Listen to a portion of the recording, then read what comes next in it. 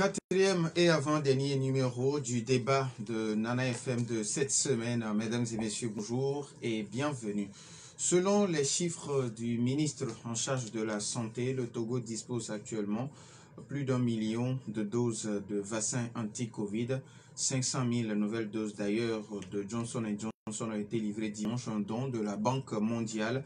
Plus d'1 million de personnes ont reçu le vaccin à ce jour, dont 500 000 ont achevé leur parcours vaccinal. Ces dernières 24 heures, 10 des 1204 personnes testées sont positives, portant le nombre total de cas positifs à 26 096 cas.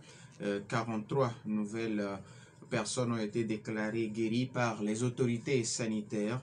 Pendant ce temps, un nouveau décès a été enregistré depuis hier chez une personne non vaccinée et porteuse de comorbidité, portant le nombre total de décès à 243. Quelle est la gestion qui est faite de la maladie à coronavirus près d'un mois après la rentrée des classes, surtout dans les établissements scolaires? Sani Amidou, ingénieur, chef division assainissement de base, est en studio avec nous. Monsieur Sani, bonjour. Bonjour. Chers auditeurs, ce débat se fera également avec vous sur la page Facebook de Nana FM ou dans une vingtaine de minutes sur le 91 09 71 71 ou le 96 61 58 58 avec Nestor Glo à la mise en onde. Je suis Norbert Djouradi.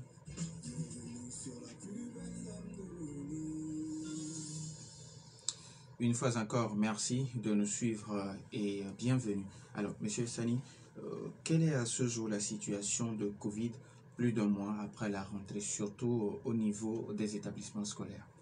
Merci, M. Norbert, pour l'occasion que vous nous offrez de parler un peu de Covid, qui est une pandémie dans le monde. Et également, c'est une particularité que des actions qui sont mises au Togo pour vraiment lutter efficacement contre cette maladie. Et donc, après un mois de rentrée scolaire, il faut le dire que les choses vont bon train. La preuve, le résultat que vous avez donné ce matin illustre plus d'un. Parce qu'avec plus de 1000 détectés, on n'a que 10 cas positifs. C'est un signal fort que vraiment si le Togo maintient le cap, nous pourrons dans les prochains jours avoir une situation plus claire et espérer vraiment en fin d'année faire les fêtes de fin d'année en maintenant toujours les mesures barrières. Il faut le dire, depuis ces derniers moments, je vais faire une rétrospective de ce que nous avons eu au cours de la période. Vous voyez, en août, nous avons eu près de 5763 cas. En septembre, nous avons eu 3868 cas. Et le mois d'octobre, si je vous dis bien, nous avons eu 690 cas. Vous voyez déjà la différence. La différence est très claire. Et donc, ce qui veut dire que l'action d'un mois de confinement que le pays a connu a pu mettre l'ordre dans le pays. Et donc, c'est une chose forte et que nous tenons à remercier tout un chacun qui s'est mis et qui s'est donné pour que ce résultat que nous venons d'avoir nous signale que nous sommes en train d'avancer vers des lendemains meilleurs. Et donc, ça encourageait tous les Togolais à rester dans la dynamique et toujours écouter les cris d'alarme du gouvernement pour un meilleur vivre de nos compatriotes. Vous avez vu hier, dans la semaine qui a écoulé, on a eu encore un décès malheureusement. Depuis un temps, ça marchait parce que nous n'avons plus de cas de décès et les malades sont correctement guéris. Et donc, c'est encore une fois dire que malgré que les écoles ont repris, on comptait après ce mois d'octobre avoir plus de cas, mais heureusement, ce n'est pas le cas. Et donc, ce qui veut dire que la maladie est en train de disparaître. Nous sommes en train de chercher à couper la chaîne de transmission de cette maladie. Et le moment venu, nous allons crier oui, parce que le Togo aura gagné. Alors, au niveau de la gestion de la maladie à coronavirus, vous, c'est le côté beaucoup plus assainissement de base. Alors, à ce jour, quelle est la situation? Où en sommes-nous? En fait, il faut le dire, on n'est pas seulement en assainissement de base, parce que nous gérons ce qu'on appelle la prévention, le contrôle de l'infection. Et cet élément est fondamental pour la coupure de la chaîne de transmission. Que ce soit dans les formations sanitaires, que ce soit dans les communautés, nous avons une part active pour accompagner les communautés à vraiment arrêter la transmission de la maladie. Au côté de l'assainissement, c'est un plus, parce qu'aujourd'hui, depuis un temps, nous avons mis en place ce qu'on appelle le traitement à domicile. Et donc, il était important d'une personne qui est traité à domicile doit avoir un système d'assainissement adéquat pour vraiment éviter de faire la transmission des parents dans la communauté. Et donc, c'est ça qui fait que la plupart de nos parents qui sont à domicile, ils ont un assainissement adéquat. Et nous accompagnons, et nous suivons, et nous apprécions, et nous donnons des conseils pour éviter de faire l'expansion de la maladie dans les ménages.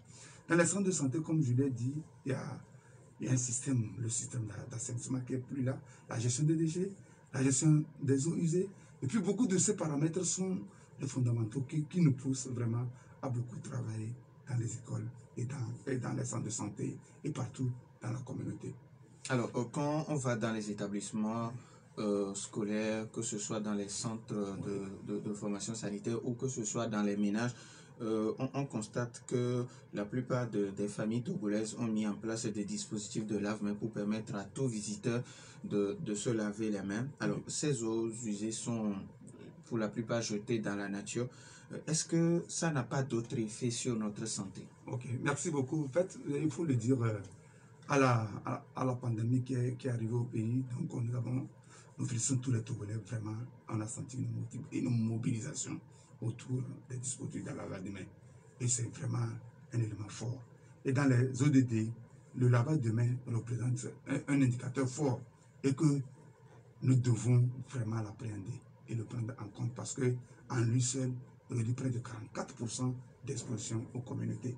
Et donc, ce qui fait qu'aujourd'hui, dans les ménages, partout, il y a de ces dispositifs-là qui sont disponibles et qui permettent de se laver les mains. Tout comme les eaux usées ordinaires, le système rentre dans le système ordinaire. Dans les ménages, on déverse dans les fosses des plus perdus, ou bien nous déversons dans les douches. Donc, ça rentre dans le circuit normal. De la même manière aussi, dans les centres de santé, nous avons des systèmes d'assainissement qui sont là, et toutes les eaux qui sont utilisées sont déversées. Ces eaux impactent, en fait, ils suivent la dégradation normale, et au finish, la maladie disparaît. Bon, en fait, on ne peut pas voir la maladie dans le système de déversement et dans le système des plus perdus. Donc ça rentre dans un système normal et c'est plus aisé et on n'a pas assez de soucis par rapport à l'exposition. Mais il faut le faire de façon adéquate et ça qui permet d'éviter l'expansion, bien la dissémination de la maladie dans la communauté. Ce qui veut dire que ces eaux, on peut les jeter n'importe où. Non, en fait, je l'ai dit, dans un puisard, dans un égout. Donc ça permet, ça suit le circuit normal pour retrouver là où la dégradation finale se passe. Mais il faut reconnaître que beaucoup de choses se font, mais il reste encore à compléter certains éléments par rapport au devenir. Parce que le système est quoi?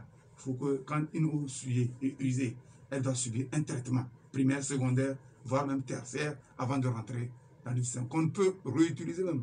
Normalement, ces eaux usées peuvent être réutilisées pour le lavage des routes, pour le lavage, pour d'autres besoins.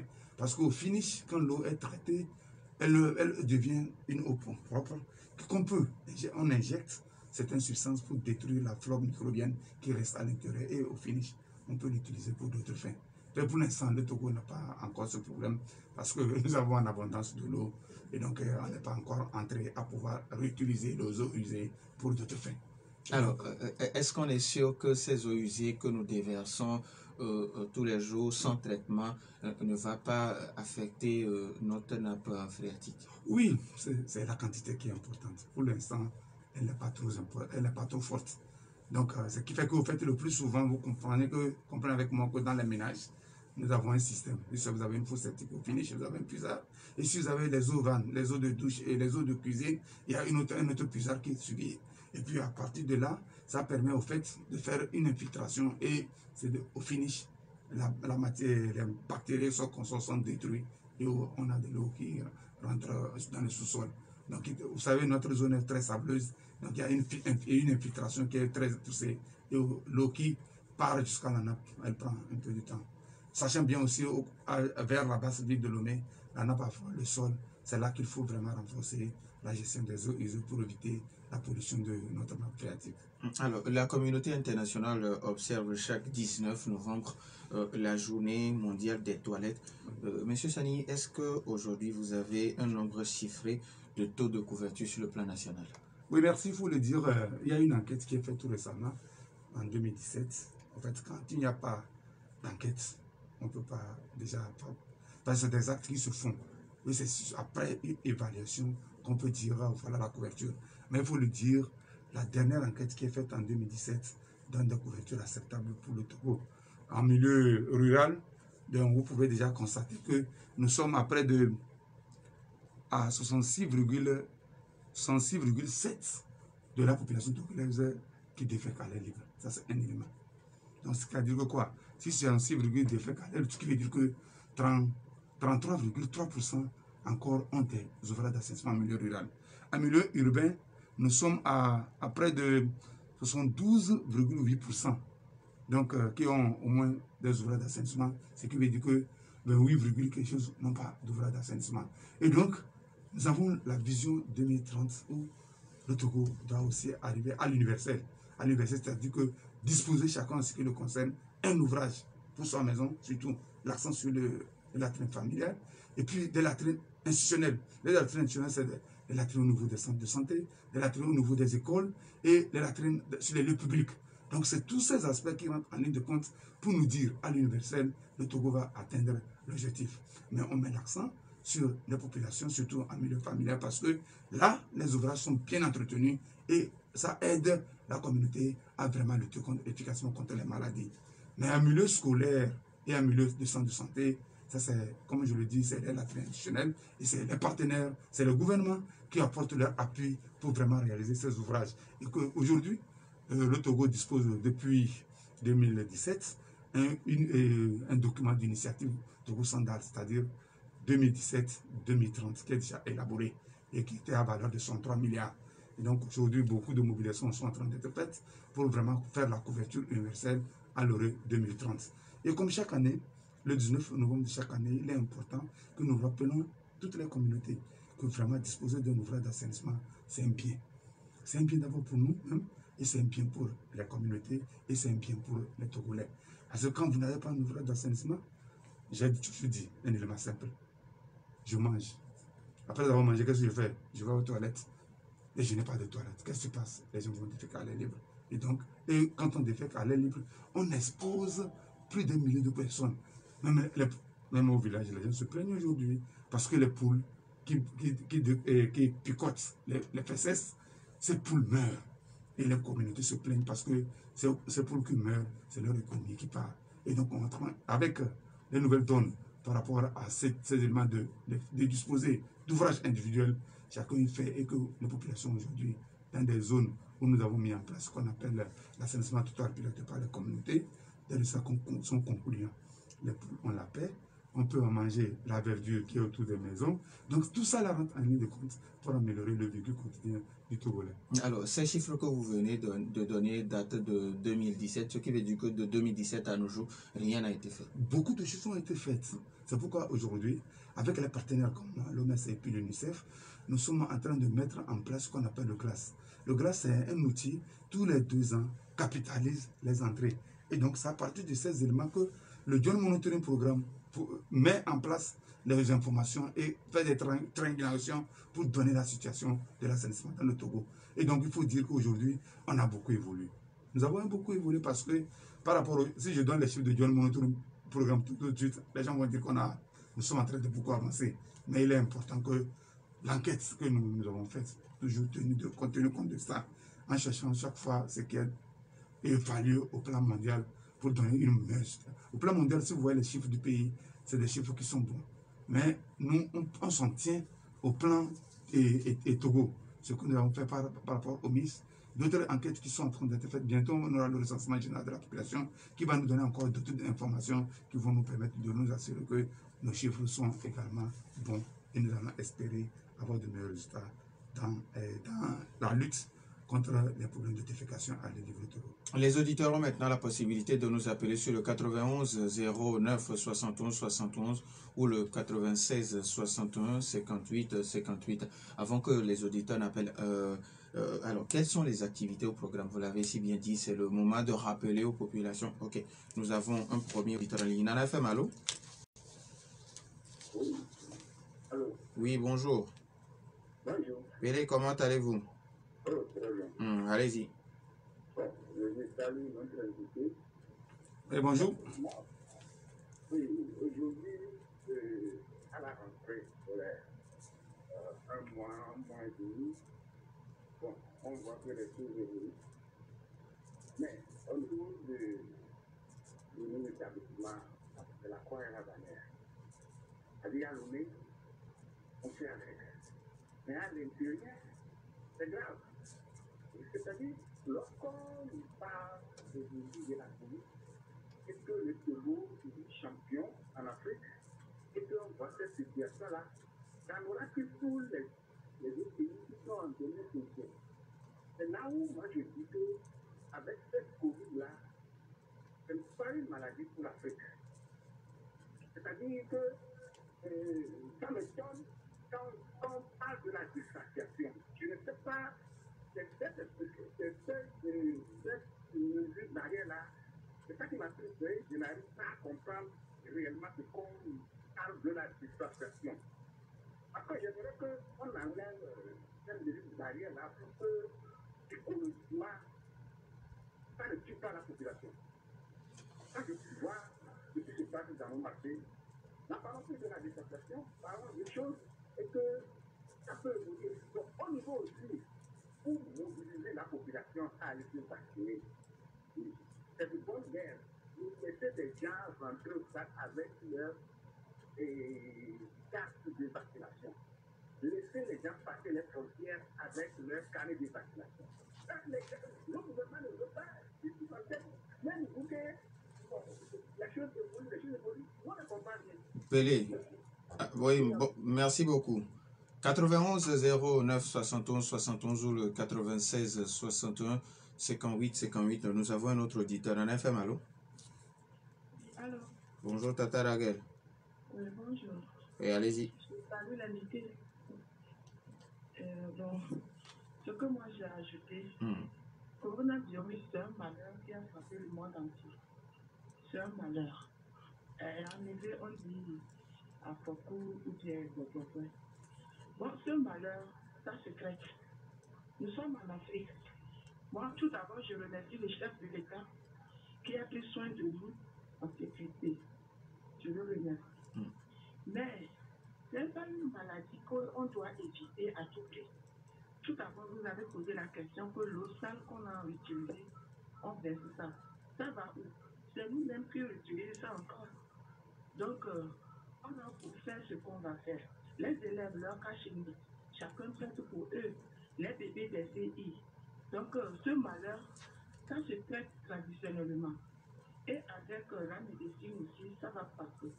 Donc, c'est pourquoi, si vous venez au plateau, chacun dit ce qu'il va dire juste pour calmer le cœur des gens. Mais c'est une maladie qui a frappé le monde entier et ça va passer. Donc, allons doucement pour faire épargner cette maladie dans notre vie et ça va rentrer dans la chiffre. Merci.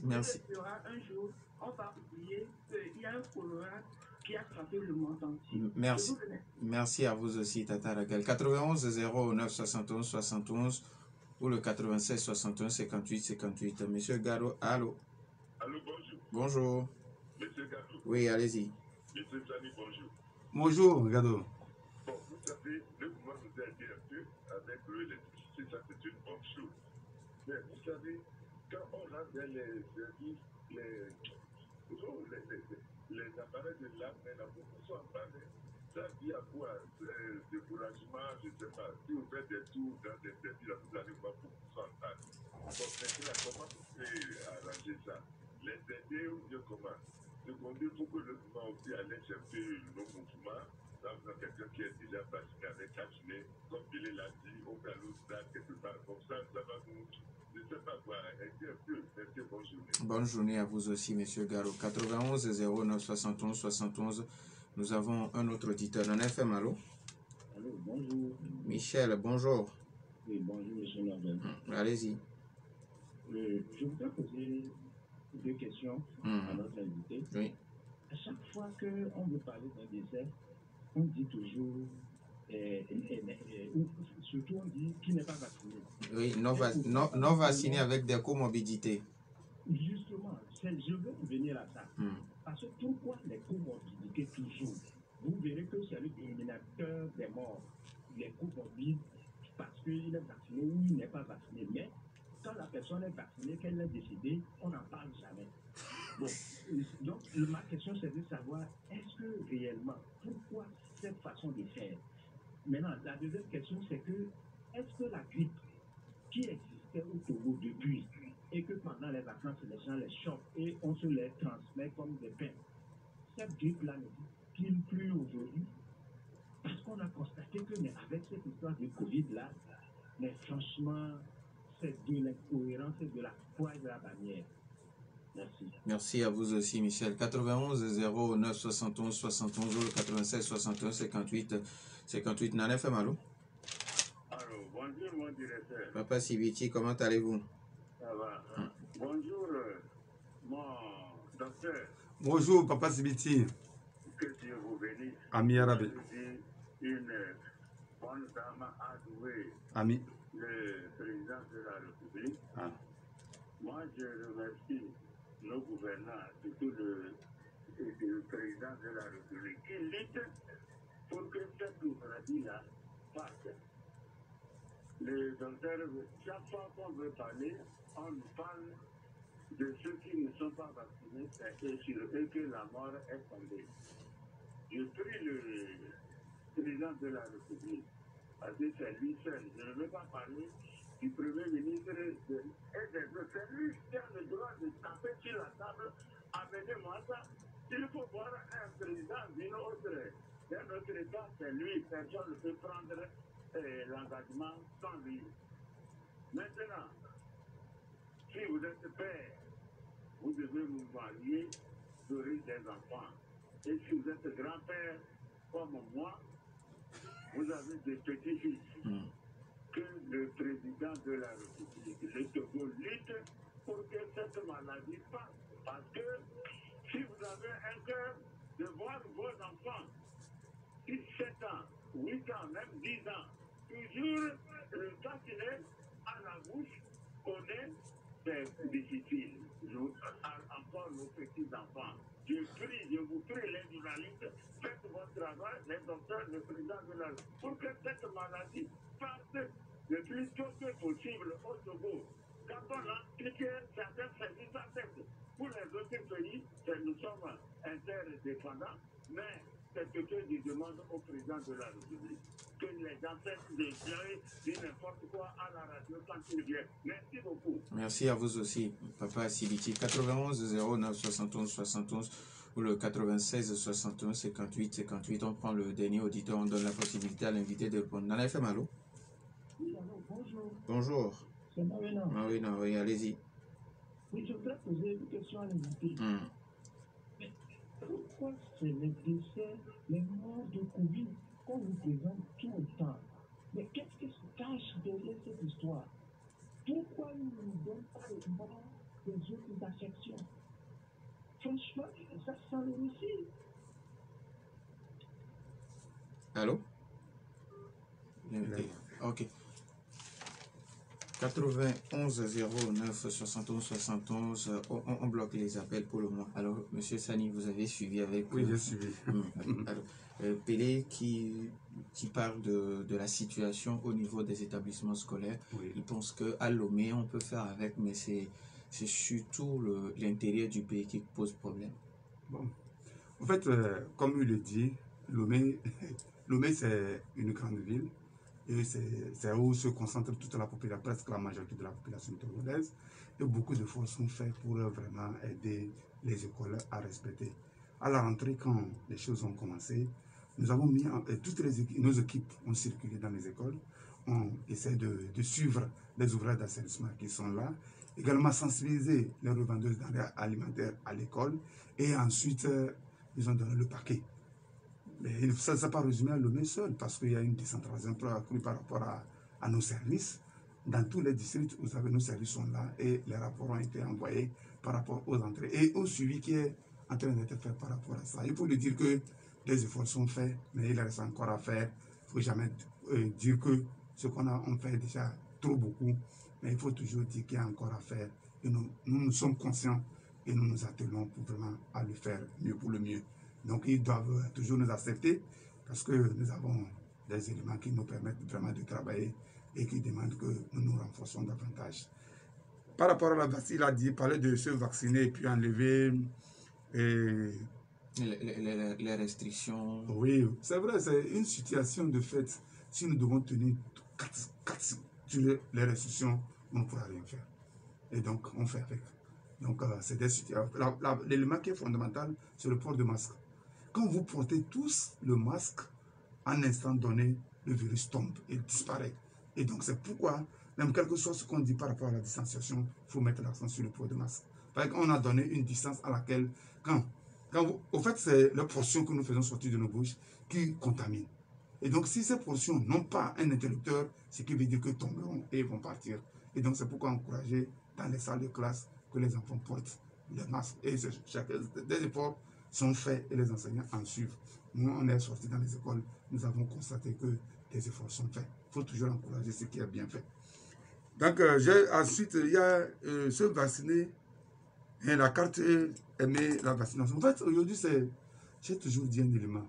Se vacciner, c'est un fondamental. Il faut que les gens le comprennent. Quand une maladie apparaît et qu'il n'y a pas de vaccin, c'est là qu'on a des catastrophes. Mais quand une fois que le vaccin apparaît, on doit courir pour prendre ce vaccin. La preuve, c'est que pour cette vaccination, en première vue, pourquoi on a commencé à vacciner les personnes de santé? C'est un souci. Parce que c'est nous qui sommes à l'avant-garde et c'est nous qui travaillons pour le monde. Si le vaccin, quand les gens parlent que le vaccin, si c'est mauvais, pourquoi c'est les personnes de santé qu'on doit vacciner? Donc, ce qui veut dire que chacun doit comprendre qu'il est important qu'on se vaccine. Et c'est ça qui donne l'immunité collective. Et pour enchérir sur certaines questions qui sont posées par rapport à une personne décédée avec comorbidité et qui n'est pas vaccinée. C'est un signal. Parce que quand, au moment où le vaccin est arrivé, on a mis priorité santé. Après, on a dit les personnes de-delà de 50 ans qui ont une comorbidité. Parce que quand vous avez la comorbidité et si vous êtes vacciné, vous ne pouvez plus mourir. Vous allez souffrir, mais vous n'allez jamais mourir. Et donc, c'est tout ça là qui rentre en ligne de compte pour vraiment dire que il faut aller se faire vacciner. Il y a aussi M. Tata qui dit, et la sœur, Tata Raguel. Raguel, elle disait, vraiment, c'est pas nous qui avons amené la maladie. Elle est venue de la Chine et elle est tombée au pays. Et nous avons géré jusqu'à aujourd'hui. La preuve, c'est que c'est pas tout le Togo seul. Et le Togo aussi gère comme il peut cette maladie. Et nous prions le Seigneur que bientôt elle va partir. Et on va tourner une nouvelle page pour d'autres. M. Gado est venu sur le problème de lave-main. En fait, après cette Covid, les gens doivent comprendre. Au départ, c'est parce qu'on ne savait pas quel type de lave-main il faut mettre. Aujourd'hui, on est conscient. Après 1 voire 2 ans, on doit se dire qu'on doit faire intégrer un système de lavage de main durable dans nos services. Ce n'est plus aller acheter des choses qui doivent être pour quelques jours et se gâter. Non. Donc après 1 an d'expérience, on doit se dire, nous changeons de version. On va plus être... L'autre, au départ, c'était la panique. Et dans la panique, tout le monde voulait se protéger.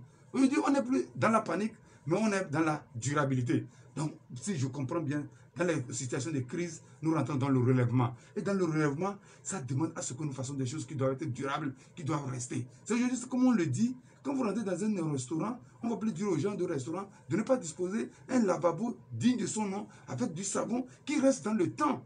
Je suis rentré dans les hôtels, j'ai constaté aujourd'hui, les gens n'ont plus des éléments sur la route, mais ils ont des lavabos.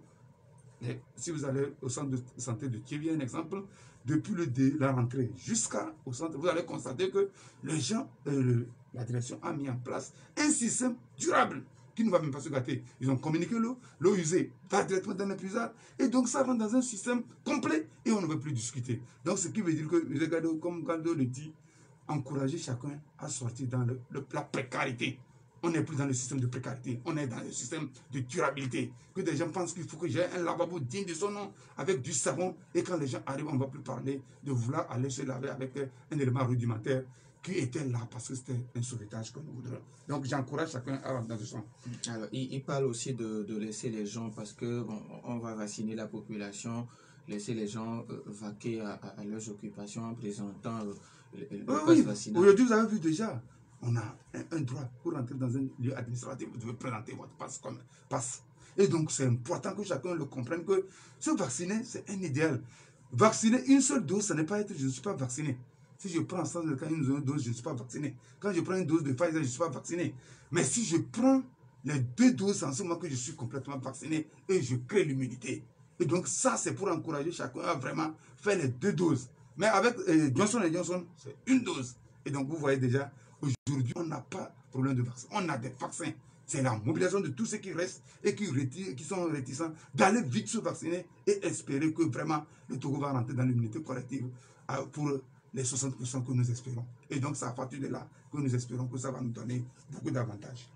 Michel, qui pense que depuis que la maladie à coronavirus est là, on ne parle plus de grippe saisonnière. Oui, en fait, on dit une pandémie. Quand la pandémie arrive, on ne pense pas aux autres. Ils sont là, ils sont surveillés. Toutes les autres maladies, on n'a pas dit qu'on ne les surveille pas, ils sont surveillés. Et des actions sont faites par rapport à chaque élément.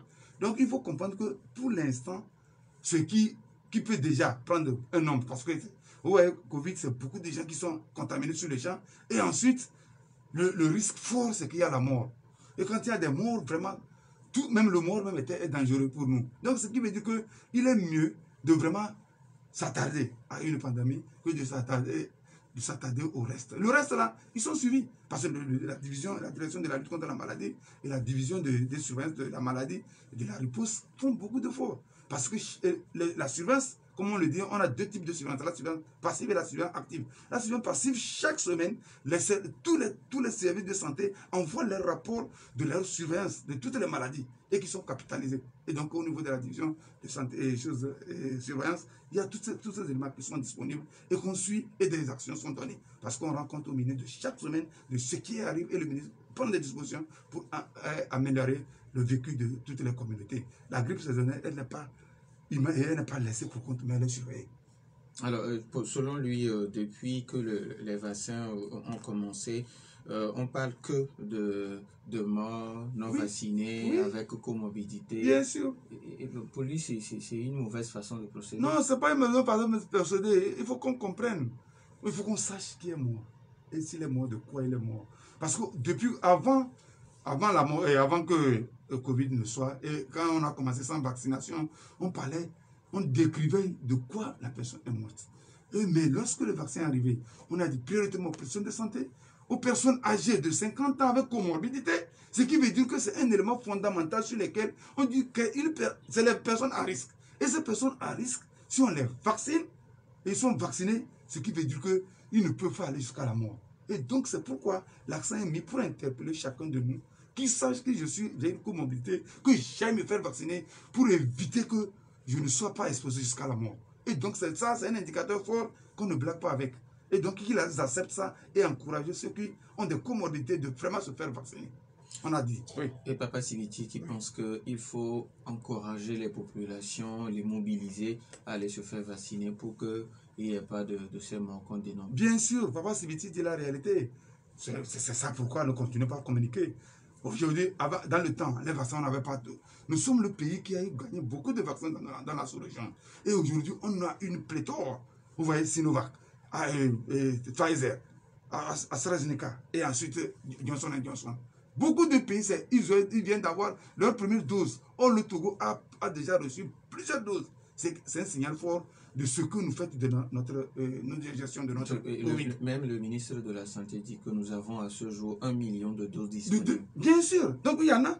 Et donc, chaque semaine, demain par exemple, nous aurons la situation de tout ce qui est fait pour la vaccination par région, par district. Et donc, ces éléments sont pris en compte et que chacun doit comprendre que nous vacciner, c'est une bonne chose. Moi, je suis vacciné depuis mars. Depuis mars 2021, je suis vacciné. Je n'ai aucun souci. Et ça renforce l'immunité de l'organisme. Donc, je pense que des gens qui doutent encore, ou bien qui traînent encore, qu'ils aillent vite pour se faire vacciner. Et vraiment, nous allons rentrer dans l'immunité collective qui va sauver nos communautés et sauver tout le pays. Alors, la question de Mawena qui rejoint un peu celle de Michel par rapport aux morts de Covid. Oui. Et bon, lui, il pense que pourquoi seulement c'est les morts de Covid. Bon, en tout cas, vous avez essayé déjà de répondre à cette question. En fait, les morts de Covid, c'est des éléments. On a dit que le mort de Covid n'est pas un mort ordinaire. En fait, lui, d'abord, même il est mort, il est contagieux. Et donc, c'est important que nous puissions vraiment les annoncer et continuer par dire qu'est-ce que nous devons faire pour vraiment lutter. Et donc, il faut qu'ils acceptent cet élément. On ne veut pas tout. On dit les morts, c'est important parce que si on ne donne pas les morts, les autres maladies, leurs morts sont là. Parce que chaque jour, les Togolais enterrent leurs morts, cause de la vieillesse, hors d'une autre maladie que Covid. Mais on enlève le côté Covid pour vraiment montrer aux gens que c'est Covid, qui est, comme c'est une pandémie, c'est des indicateurs du monde qu'on doit renseigner. Donc le Togo n'est pas seul dans le monde, mais le Togo doit renseigner toutes les informations par rapport à la maladie. On peut prendre encore un auditeur, 91 09 71 71 ou le 96 61 58 58. Nana FM, allô? Bonjour. Bonjour. Gérard. Gérard. Oui. Vous nous appelez de Forever. Forever. Ok, allez-y avec votre question, monsieur Gérard. Ma question, c'est ceci. Quand cette histoire de Corona a commencé, tous les pays vivaient en vase clos, on ne pouvait pas visiter l'autre. Je voulais demander si les Blancs n'envoyaient pas les vaccins, que ferions-nous? Merci. Merci à vous aussi, monsieur Gérard. Est-ce que nous avons un autre auditeur? 91 09 71 71 ou le 96 61 58 58. Alors, la question de monsieur Gérard, et si, avec la maladie à coronavirus, tout le monde devait vivre en vase clos ou en autarcie, alors, et que les Blancs n'envoyaient pas le vaccin, voilà. Ok, au fait, c'est pas aujourd'hui qu'on fabrique les vaccins. Et doit le savoir. Nos enfants sont vaccinés. Comment nous avons les vaccins? C'est des systèmes. Et ces systèmes, c'est un tout. Et tout le monde est dedans. Donc il faut qu'on comprenne que ce n'est pas tout le monde qui se lève pour fabriquer un vaccin. Quand les gens pensent que je dois me lever pour vacciner, pour préparer un vaccin et puis mettre à la disposition des gens, c'est un faux problème. Il faut qu'ils comprennent que c'est un circuit, c'est un système et que des gens y travaillent. Et il y a des certifications qui sont faites. Pour l'instant, au fait, ceux qui nous procuraient les vaccins pour la vaccination de routine, par exemple le PEP de routine, le BCG, le DT-COC, tous ces-là, c'est ces structures-là qui sont réunies en COVAX pour pouvoir réfléchir pour nous trouver le vaccin. Et parmi ça, il y a nos Africains qui sont là. Donc il faut comprendre que, même bien que nous soyons en autarcie, il y a des actions. Vous avez vu plus tôt, on a plus vite laissé l'utilisation des avions parce que ça te doit permettre de transmettre beaucoup d'éléments et ramener, mais plus surveillés. Vous avez vu déjà, c'est des éléments qui ont permis. Donc il faut comprendre que, bon, nous sommes en train d'aller vers. En Afrique du Sud, on fabrique, les Johnson sont fabriqués en Afrique du Sud. Ou bien? Non, pour lui, si. Oui. Non, c'est pour dire que c'est pas tout le monde qui ne peut pas se lever pour faire un vaccin. Si tout le monde fabrique le vaccin, on va rentrer dans la débandade et c'est des désordres. Parce qu'on ne pourra pas contrôler et on ne peut pas suivre et les effets secondaires ne doivent pas être suivis. Donc, avant de mettre un vaccin, ça part des animaux jusqu'à ce que ça arrive à l'homme, qui est l'interrupteur privilégié, et on voit les réactions. Donc ça, bon, il faut le dire que c'est une situation de fait et que pour l'instant, les pays sont en train aussi de réfléchir comment produire certains éléments qui vont servir pour l'humanité demain. Mais pour l'instant, nous sommes dans un système, le système COVAX qui était devant pour nous accompagner. Hier, vous avez dit le ministre, on nous a envoyé Johnson avec l'appui de la Banque mondiale. Et on sait où on recommande d'acheter. Et il faut remplir beaucoup de formulaires pour pouvoir avoir tous ces vaccins. Aujourd'hui, on remercie le Seigneur parce que nous avons beaucoup sous la main et nous encourageons seulement que nos parents aillent se faire vacciner. La preuve aujourd'hui, même devant une situation après vaccination, on vous suit et on sait de quoi il est question. Ça fait partie de la recherche d'action.